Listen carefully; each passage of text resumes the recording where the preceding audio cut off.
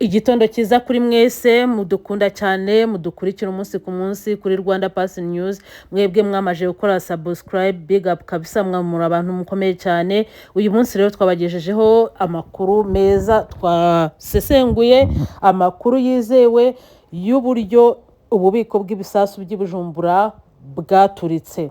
Umukuru w'igihugu Ndayishimiye yanyuranyije n'igisirikare cye kumva n'imvano y'inkongi y'ububiko bw'ibisasu i Bujumbura. Perezida w'u Burundi Evariste Ndayishimiye yatangaje ko inkongi yafashe ububiko bw'intwaro mu kigo cya gisirikare Camp Base Bujumbura mu mpera za Werurwe itatewe n'umuriro w'amashanyarazi bitandukanye n'ibyo bari batangaje mbere. Ububiko bw'ibisasu muri iki kigo bwafashwe n'inkongi ku mugoroba 31 Werurwe byose byaraturitse bimwe bisenya inzu z'abaturage n'ibikorwa remezo byica abantu 13 bikomeretsa 57 barimo abasirikare 3 nk'uko leta yabitangaje. Mu kiganiro Perezida Ndayishimiye yagiranye n'ikinyamakuru Yaga Burundi yatangaje ko abantu bihutira kwemeza ko umuriro w'amashanyarazi ariwo wateje iturika kubera ko ariwo umenyerewe gutera inkongi zikomeye. Umukuru w'igihugu yatangaje ko mu bubiko bw'intwaro nta muriro w'amashanyarazi uhaba kizira. Ahamya ko ibyo ababivuze batabihagazeho kuko bitemewe ko habamo ikintu bita amashanyarazi aho babika ububiko bw'ibisasu. Ahamya ko kandi nawe akiri umusirikare yigeze akora mu bubiko bw'intwaro ibyo bintu abize neza kandi ko we yanasuye Camp Base kenshi. Yagize ati ikintu cya mbere kizira ahari biriya bintu nta muriro w'amashanyarazi ujyayo. Impanuka y'inkongi si u Burundi gusa, nta gihugu na kimwe kitagiriye impanuka, ahubwo bashimira Imana iyo biba bitarabagiraho. Imana nisingizwe yo mu ijuru. Perezida Ndayishimiye yasobanuye ko impanuka y'inkongi ishobora guterwa n'ibintu byinshi kuko ngo ibisasu bishobora gukubanaho bikabyara umuriro cyane kenshi. Ingorane abantu bakunda kugira iminsi yose iyo habaye ikintu hariho icyo bita amahipoteze kwiyumvira mbere kugira ngo ahantu hashe bishobora kuva ku iki, bishobora kuva kuri iki, bishobora kuva kuri iki, bishobora kuva kuri iki. Hariho abantu rero kenshi babonye ikibi iminsi yose ucyo usaba bavuga ngo ni ibi. Mu Burundi bavuga ngo urupfu n'imfane birajana. Nagara kugira hajya ko atamuyaga nkuba ubayo. Je naratwaye kiya gisata kiraba ibijanye n'ibigwanisho urabizi ni ibintu nzi n'ahantu naguma ngendera ndahazi.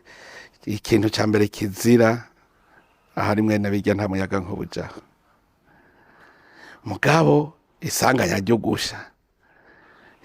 gusha so Burundi gusa muramaze kumva n'ibihugu nta gihugu na kimwe kitagira basanganya ahubwo bitaragushikira burashimira Imana utimana nirahatswe bw'ijuru uko bitarashikira ega vyitwa isanganya ntiritegurwa rirashika. Rero hajya twebwe tumaze kubona hajya twaciye tuba nta muyaga nk'uburiyo ntaho byari kuva mugabo amasanganya yo gusha araba kwishe ngo akararo gatoya. Urazi yuko umucanwa ushobora kuva mu giti utacanye umucanwa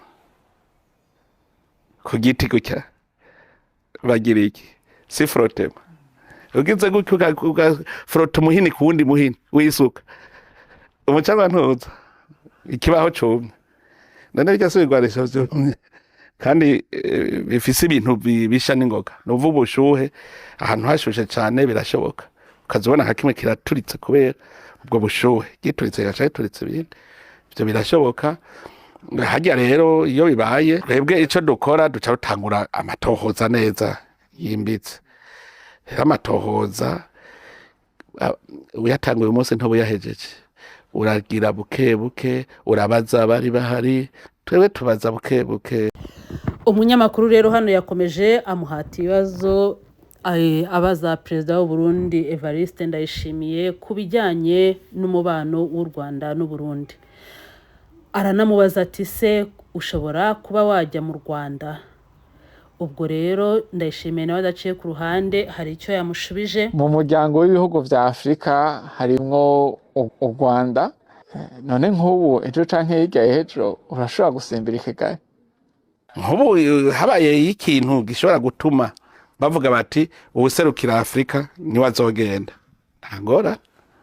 Nikura ko harimo ikibazo c'imigenderanire hagati y'u Rwanda n'u Burundi. Ikibazo c'imigenderanire hagati y'u Rwanda n'u Burundi si ikibazo c'imigenderanire ya Afrika, ni ikibazo c'imigenderanire hagati y'u Rwanda n'u Burundi. None u Rwanda ntiduhurira mu manama y'ibihugu byo mu karere bya Afrika byaba ku isi, none ntiduhura twese. Reka mubwire nk'ubu tuvuze tuti tugira dushigikire umukandida, none u Rwanda rushigikira natwe gashigikira, twese rugashigikira.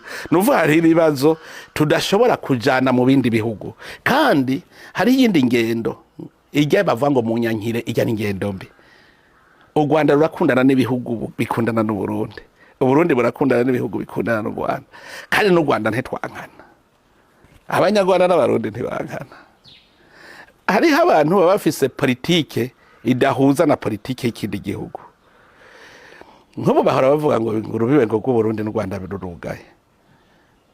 Abanyarwanda je ndabona birirwa ngaha, none baca mu ndege, none mu ndege no urubibe canke bagaca muri Tanzania. Murumva urwo rugendo kubera iki barinda kuzigura kandi boca hafi? Nibo bavyigiriye.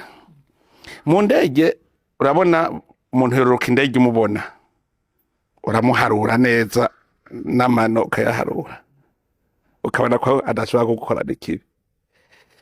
Mugabo wuguruye hajya ku rubebe rw'u Rwanda kuva mu Cibitoki gushika hari Muyinga,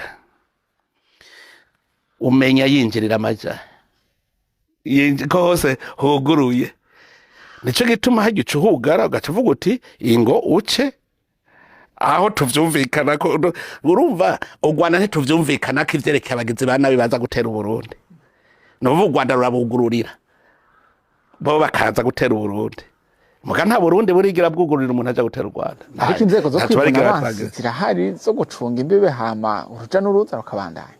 Sawa, abarundi miliyoni 12 tubatondeshe kuva hariya kuruha, turabe ko boshika imuyinga hakabora irembo risigara. Ingere ducunga uzobimenya umunsi baje. Mugwa mutwo kugurura wosanga bari kwagutera ngahanyana. Mugabo twe turiko turicungira kugere twicungira umunsi bazoza uzobimenya.